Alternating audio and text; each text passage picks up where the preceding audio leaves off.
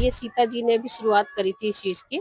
तो जब उन्होंने पहली बार व्रत किया था तो उन्होंने भी नाक से ही सिंदूर करना शुरू किया था। तो इसलिए ये परंपरा आज तक चली आ रही है। हाँ जी, मैंने ये व्रत रखा है और आज मेरा निर्जला व्रत है। कल जाके मैं इसका पारण करूंगा। आटा, गुड़, फिर उसमें घी डालते हैं और जो मेवा मिष्ठान वो डालना है वो सब डालते हैं।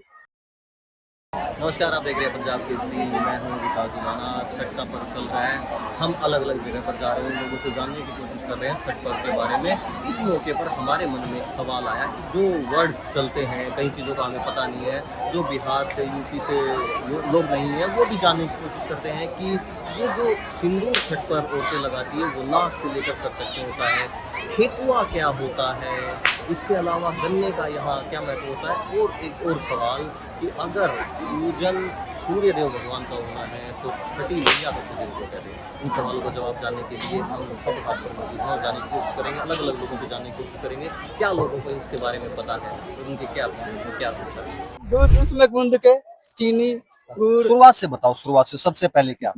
आटा, फिर गुड़, फिर उसमें घी डालते हैं और जो मेवा मिष्ठान वो डालना है वो सब डालते हैं।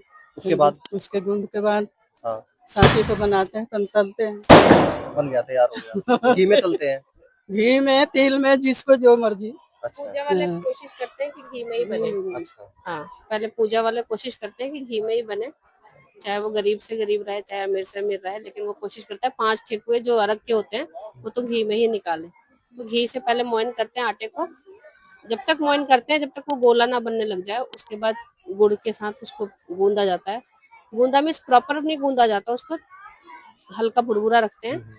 फिर उसको एक डिजाइनर सांचा बोलते हैं उसको, उस पे हम डिजाइन बनाते हैं, फिर उसको तले जाते हैं घी में तलना होगा। हाँ जी। हाँ, फिर ठेकुआ तैयार होता है। हाँ। अच्छा, एक सवाल का और जवाब दीजिए आप। हमने अमूमन देखा है कि सिंदूर मांग में भरते हैं। हाँ जी। तो इस छठ पे हमने देखा नाक से लेकर सर तक होता है, सर क्यों?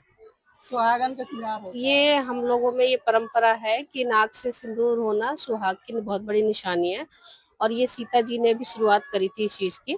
तो जब उन्होंने पहली बार व्रत किया था तो उन्होंने भी नाक से ही सिंदूर करना शुरू किया था।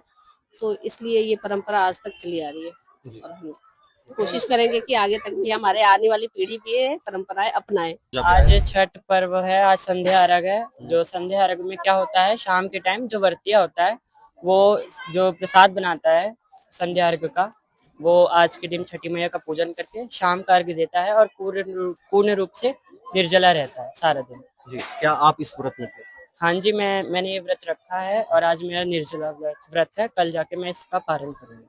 अच्छा, बाकी सबको हमने देखा है, सब अपने कैजुअल जो घर की ड्रेस, आपने ये अलग ड्रेस क्यों पहनी है? क्योंकि यही तो हमारी संस्कृति है और जो जिसका जैसा स्वरूप है, जिसका जैसा ढाल है, वो वैसा ही स्वरूप धारण करेगा। Great ceremony here. It was lovely. Lovely. So, did you learn something or find something new?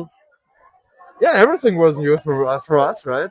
So it was a great cultural experience, I would say. Yeah. Okay. Thank you so much. Where are you from? I'm from Germany.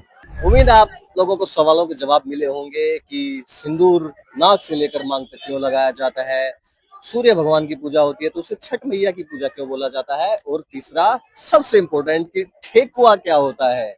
इसी तरह की खबरों के लिए आप हमारे साथ बने रहिए। मैं विकास जुटा, आप देख रहे हैं पंजाब केसरी को।